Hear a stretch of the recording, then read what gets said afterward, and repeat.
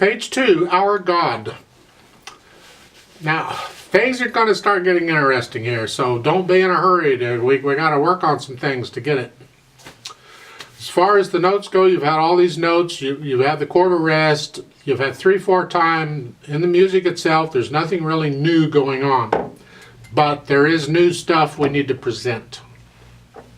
For instance, at the top, the first paragraph, they're telling you something that's pretty obvious. I'm not even going to bother. But the second paragraph is the kicker. You'll be working on this forever. I assume that. And that is, they're talking about the melody. The melody has to be louder than anything else being played. We want to hear the melody. The melody is what it's all about. The melody controls everything. Everything is there to support and complement the melody. Keep that in mind. In this piece, the melody starts out with all the quarter notes. That's the melody. Same thing in the second line. That's what we want to hear. So in the last two measures of each line, when you're playing the hands together at the same time, you have chords in the left hand, melody in the right hand. We want to hear the melody, and this takes some practice. It's a struggle for some people, and for other people they get it no problem at all. It's disgusting how it works, but it is. So what we want to hear is we want to hear the right hand louder than the left. You have to practice that because, again, piano playing, you got to develop this independence of the hands. So at your speed, you take this, but just don't play in the same. No, you play softly and this loudly. Exaggerate it at first if you have to.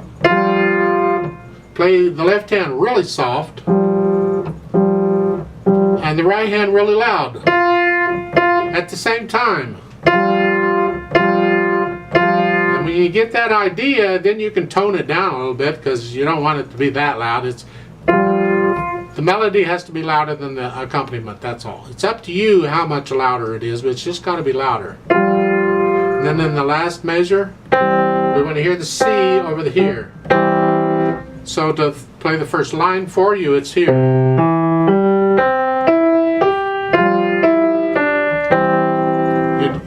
You don't even realize really the chords are being played. You hear the sound, but the chords are they just kind of add to the sound. They add to the melody. It's the melody you're listening for.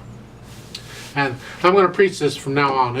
I'm surprised you're really putting this in this soon, because it's a tricky one, but maybe it's good for you to start working on this now, because you're going to be working on it for a while.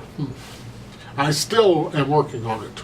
Now there's a note at the bottom. They say that when you play this, play the second line an octave higher. So instead of here, C position, you're going to go up here in C position. Well, how are you going to get there? Because we have to play in these hand movements, so we have to be careful with them. So the notes in the last measure of the first line are here. And the notes in the first measure of the next line is here. So I'm recommending you have a chord arrest where you're going to be silent for one beat. You get one beat to get your hands where they got to go. That helps, because a lot of music you don't even get the rest. You got to go there immediately. So here, I recommend, since the right hand isn't playing the next measure, only the left hand is, that you could just get the right hand out of the way and just get the left hand where it goes. It has to go here. And then once the left hand starts playing, then you can put the right hand where it needs to go. So if I play the last couple measures of the first line going into the second, it's here. 1, 2, rest. It's a quick motion, but it's not a jerky motion. It's a nice fluid motion. But you plan that because the beat goes on. You can't hesitate with the beat. You can't mess that up. It's got to keep going. So you can work on that. Now, one little word about singing. If you're going to sing this, Unless you have a range from here to here, you can forget about singing what's written. And even if you go up an octave here to here, I mean, you'd have to have a range to sing this thing from here to here. Well, good luck with that. The point is that no matter where the notes are, you're going to sing it in your range, whatever that is. So if you can't sing down here, then automatically sing up here. And again, you're just going to sing the same notes then for the second measure. So this is how you do it. And then if you only sing low notes, you're going to sing it all down here. You're going to stay down, stay in your range. Don't try and sing all this stuff that goes all over the place. Let's play this together. And we are, in the second line, we are going to go up an octave. So let's do all that too. And you're going to bring out the melody, right? Yes, I know you are. But we're going to go real slow, so that may help. So go ahead and start in C position here. 3-4 times, I'll give us 3 counts. 1, ready, go.